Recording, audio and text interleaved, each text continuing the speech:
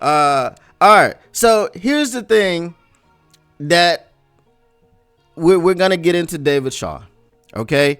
Now let's get a little bit of background information about David Shaw. David Shaw, of course, was the head coach from Stanford. At Stanford, I think he went 96 and 54. He was the all Pac-12 coach for so he was there for 12 years. Once every 3 years, he was the coach of the year in the Pac-12.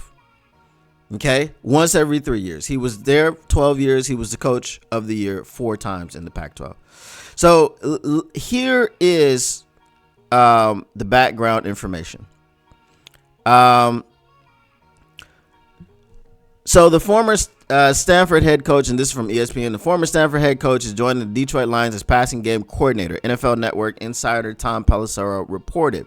Shaw left football entirely after the 2022 season, stepping down from his position as Stanford head coach before accepting a job with NFL Network. He returned to football as a senior personnel executive with the Denver Broncos in 2024, where he served in the same organization as new Lions offensive coordinator John Morton, who filled the passing game coordinator role under Sean Payton with the Broncos in 2023 and 2024.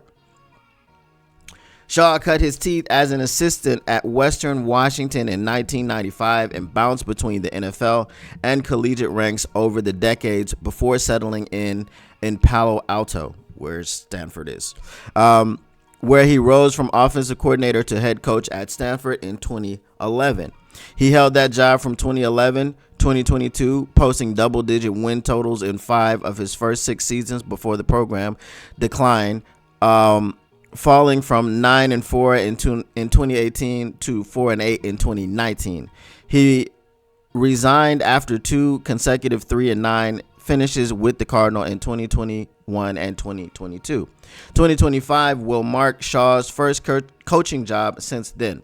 He heads to the Motor City as part of a revamped staff for the Lions, who watch both offensive coordinator Ben Johnson and defensive coordinator Aaron Glenn leave for head coaching jobs elsewhere in 2025, following a 15-2 finish and divisional round exit from the playoffs. Judging by the news of his hire, Shaw will replace Tanner Engstrand, who served as Lions passing game coordinator in 2023 and 2024, but has emerged as the favorite for the Jets offensive coordinator job, per Pelissero. All right, so here's the thing that I want you to focus on, because this is a very important. He rose from offensive coordinator to head coach in 2011. So here's the question I have to ask you. Who was the head coach that David Shaw served as offensive coordinator for at Stanford before he was promoted to head coach at Stanford? Does anybody know? Broski Bear says Jim Harbaugh. All right.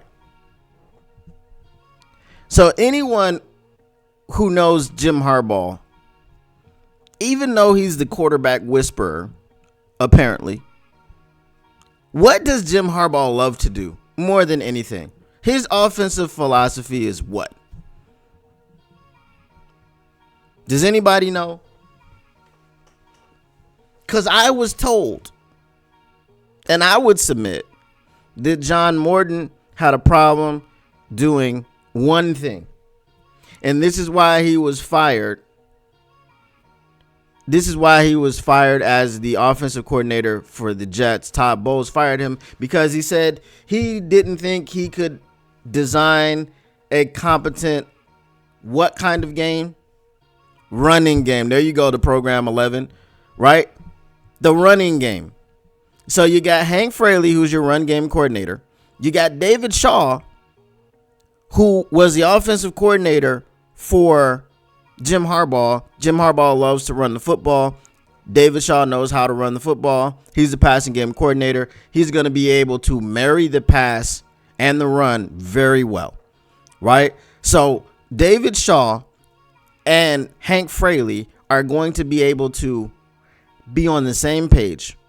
When Hank Fraley is is doing the run game. He's coordinating the run game. David Shaw is coordinating the pass game. The things are going to feed off of each other very well. The play action is going to be very heavy. And I think you're going to see a much heavier dose of the run game.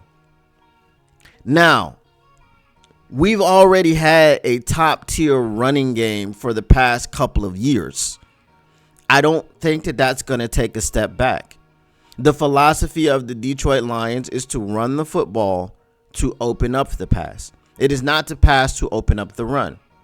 There were 3 games that we lost this past season, and Jared Goff passed the ball an average of 51 times in those 3 losses.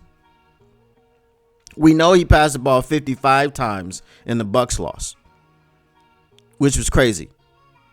Okay? So an average of 51 times in the 3 losses that we had. I think these types of hires that they have is to not only continue the success of the Detroit Lions offense, but also to remedy certain things like this.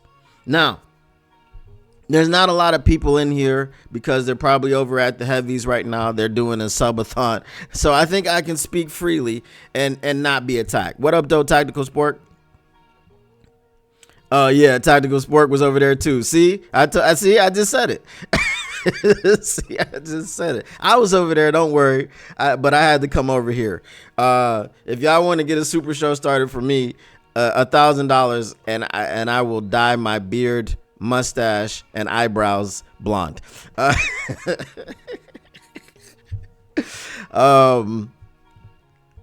$500 just the beard, not cutting it, not ever cutting it, but I've had it for 25 plus years.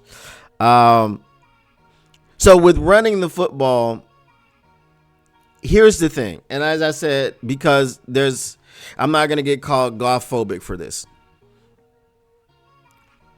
There's the thing that I say about Goff is it's punches and bunches.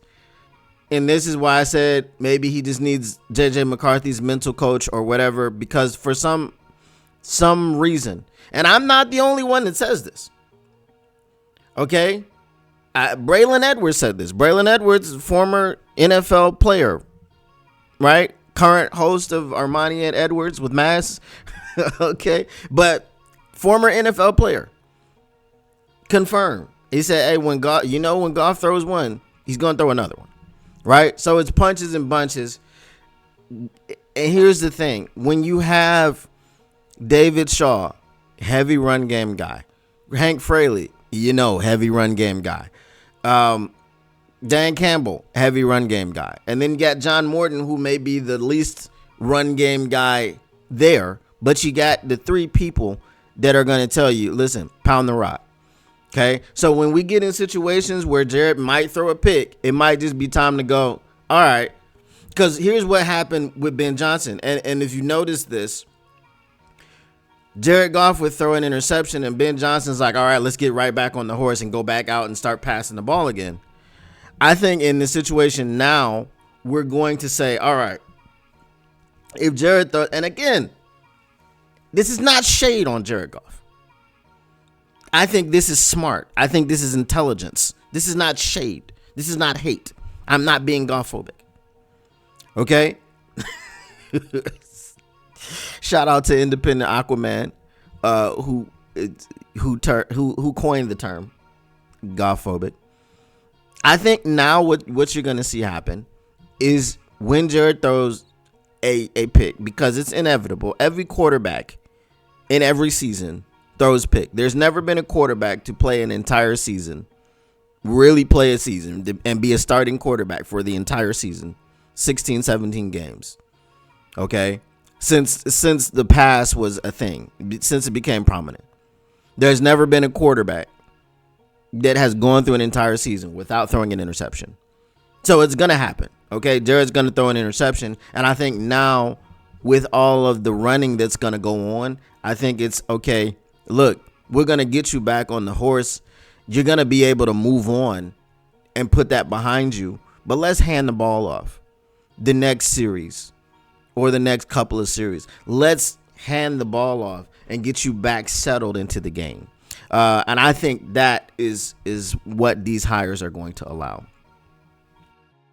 What up, though, Lions fans? It's your boy Motor City Don P here. Listen, if you want to continue keeping your Lions news pragmatic, if you want to keep getting the stats and not none of that static, make sure you smash that like button. Make sure you subscribe. Make sure you share and let everybody know what's going on around here. And turn on your notifications, because how else would you know that we're up in here keeping your Lions news pragmatic?